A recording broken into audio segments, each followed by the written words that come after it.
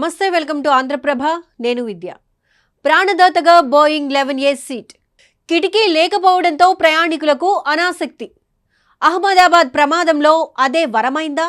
ఇక నుంచి 11A సీట్కు భారీ డిమాండ్.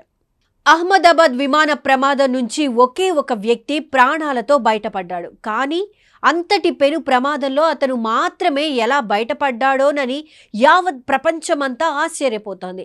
ఈ క్రమంలోనే ఆయన కూర్చున్న సీట్ 11A పై చర్చ జోరుగా కొనసాగుతోంది.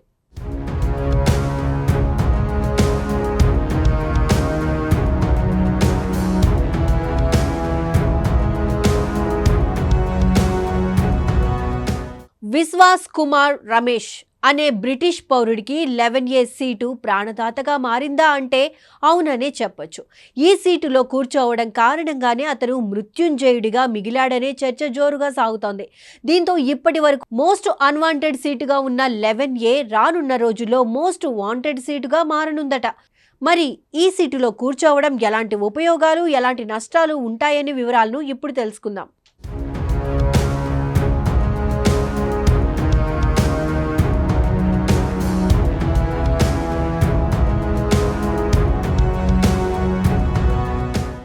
కార్, బస్, రైల్ అనే తేడా లేకుండా ఏ వెహికల్ అయినా సరే ఎక్కువ మంది ప్రయాణికులు విండో సీట్నే కోరుకుంటారు. ఇదే తరహాలో విమాన ప్రయాణాల్లో కూడా ప్రతి ఒక్కరూ సౌకర్యవంతమైన సీట్ కావాలని కోరుకుంటారు.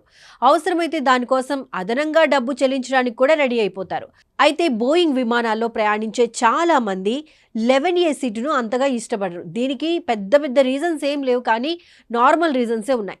ఈ సీటుకు విండో ఉండకపోవడమే ఒక్క రీజన్ అయితే, ఎమర్జెన్సీ మార్గం పక్కనే ఉండే సీటే కానీ ట్రావెల్ టైంలో చిన్న చిన్న బ్యాగులను కాళ్ళ దగ్గర ఉంచుకోవడానికి వీలు లేకపోవడం, ఇటువంటి విషయాలు కొందరికి అసౌకర్యంగా అనిపిస్తూ ఉంటుంది. అంతేకాదు 2-3 గంటల ప్రయాణం అయితే పర్వాలేదు, కానీ అంతకు మించి 10-12 గంటల పాటు ప్రయాణం చేసేవారు కిటికీ లేని చోట కూర్చోవడానికి అంతగా ఇష్టపడరు. అలాగే ఈ 11A సీటు సరిగ్గా విమానం మధ్య భాగంలో చివరకు ఉండడం వల్ల మిగిలిన ప్రయాణికులంతా దిగిపోయిన తర్వాత కానీ వీళ్ళు దిగటానికి వీలు పడదు. ఇలాంటి కారణాల వల్ల ఈ సీటుపై ఎవరు అంతగా ఆసక్తి చూపించరు.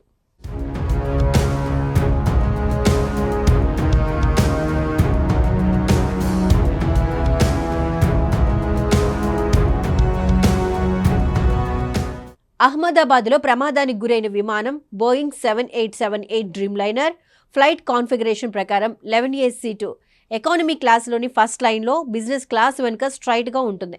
ఈ సీటు ఎమర్జెన్సీ విండోకు పక్కనే ఉండడం వల్ల ప్రమాదం జరిగిన తర్వాత రమేష్ ఆ మార్గం నుంచి బయటకు వచ్చాడని, అతను ప్రాణాలతో ఉండడానికి ఇదే కారణమని తెలుస్తోంది. ప్రమాద సమయంలో 11A సీటు విమానం నుంచి బయటకు పడిపోయి ఉండవచ్చునని, అందుకే రమేష్ తీవ్ర గాయాలు కాలేదని ఓ విమానయాన విశ్లేషకుడు అభిప్రాయపడ్డారు. దీంతో ఈ సీటుపై ఉన్న అందరి అభిప్రాయం పూర్తిగా మారిపోయింది. విమాన ప్రమాదంలో విశ్వాస్ కుమార్ రమేష్ బయటపడిన తర్వాత థాయిలాండ్కు చెందిన నటుడు, గాయకుడు రుయాంగ్ సాక్ తన అనుభవాన్ని సోషల్ మీడియా వేదికగా పంచుకున్నారు. డిసెంబర్ 11, 1998లో ఇలాంటి ప్రమాదంలోనే చిక్కుకుని ప్రాణాలతో బయటపడినట్లు చెప్పుకొచ్చారు.